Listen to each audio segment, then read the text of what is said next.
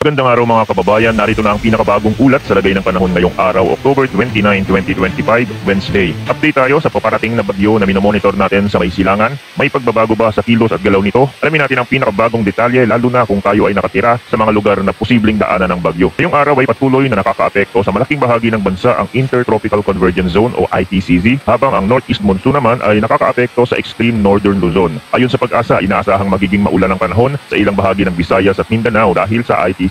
At magkakaroon din ng mga pag-ulan sa may Batanes at Babuyan Island dahil naman sa amihan.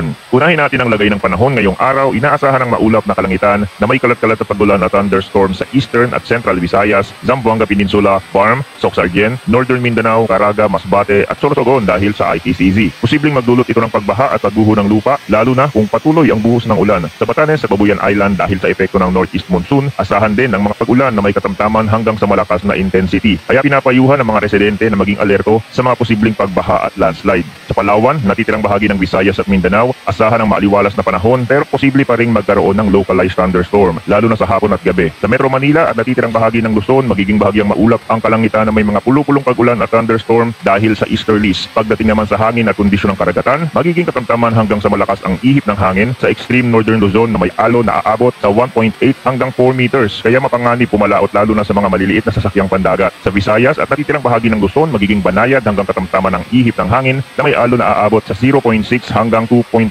meters. Sa Mindanao naman, banayad hanggang katamtaman ng hangin at alon, kaya mas magiging maayos ang paglalayag, pero dapat pa rin maging maingat ang mga mangingisda at maliliit na bangka lalo na kung may biglaang thunderstorm. Ngayon naman ay pag-usapan natin ang binabantayang low pressure system na maaaring mabuo sa silangan ng bansa sa labas ng Philippine Area of Responsibility. Ayon sa mga international weather model, inaasahan sa loob ng susunod na 24 or 48 hours ay maaaring lumabas ang isang low pressure system sa timog silangan ng Mindanao mula pa ito sa labas ng Philippine Area of Responsibility.